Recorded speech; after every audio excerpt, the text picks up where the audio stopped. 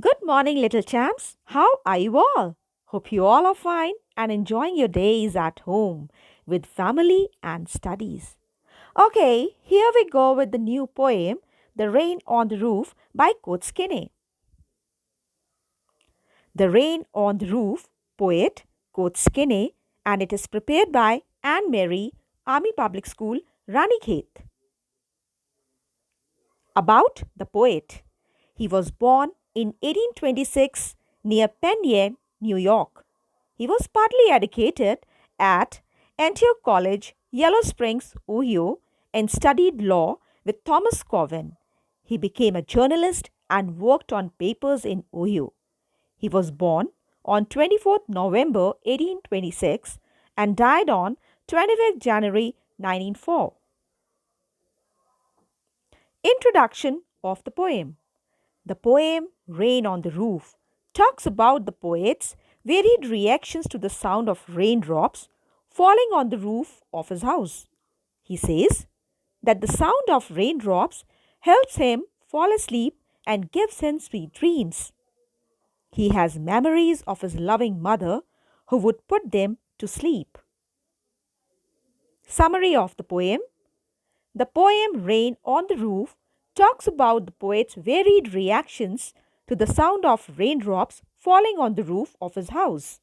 He says that the raindrops at night are like tears shed by the sad dark night. He loves to lie in bed and hear rain falling on the roof of his room because it gets back sweet memories of the past. He says that the sound of raindrops helps him fall asleep and gives him sweet dreams. He has memories of his loving mother who would put them to sleep. Theme of the poem. The theme of the poem is the healing power of rain. The musical sound of raindrops falling on the rooftop at night has the ability to revive sweet memories and rouse fancies in an otherwise busy mind. The rain thus soothes and comforts an overworked mind by taking it back to its lovely past. Now we will go stanza wise explanation. Stanza 1. When the humid shadows hover over all the starry spheres, and the melancholy darkness gently weeps in rainy tears, what a joy to press the pillow of a cottage chamber bed and to listen to the patter of the soft rain overhead. Summary. In the first stanza, the poet describes a rainy night. He says that all the stars of the sky have become invisible because they have been covered by clouds. Darkness usually has a negative connotation, and the poet makes no exception to this rule. He says that the darkness is making him sad and reflective, and the rain also seems to mirror his emotions as it looks like tears falling softly from human eyes. At this point, the only thing that can bring joy to the poet is to curl up with a pillow in the bed of a country cottage. Though the rooms of the cottage may be small and ill equipped, the sound of raindrops can only transport him there for him to recover from his melancholic mood.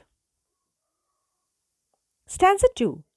Every tinkle on the shingles has an echo in the heart, and 1,000 dreaming fancies into busy beings start, and 1,000 recollections weave their bright hues into woof, and I listen to the patter of the rain upon the roof.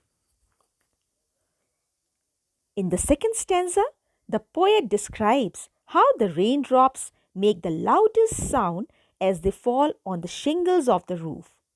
Each sound that is made by the rain in this way is repeated the next instant by the beating of his heart.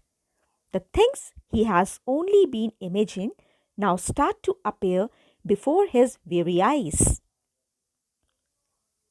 As he is listening to the soft and continuous falling of the raindrops on his roof, all his memories are coming back to him. but they are not discrete and separated from each other.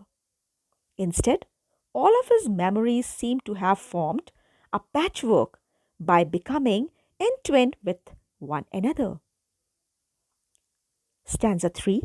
Now in fancy comes my mother, as she used to years agone, to survey her darling dreamers, ere she left them till the dawn. Oh, I see her bending over me, as I list to this refrain, which is played upon the shingles by the patter of the rain. In the third stanza, the poet describes the first memory that he can actually identify among the patchwork that all his memories have formed by meshing together. He remembers how many years ago in his childhood his mother used to look down at him and his siblings as they were sleeping and having pleasant dreams.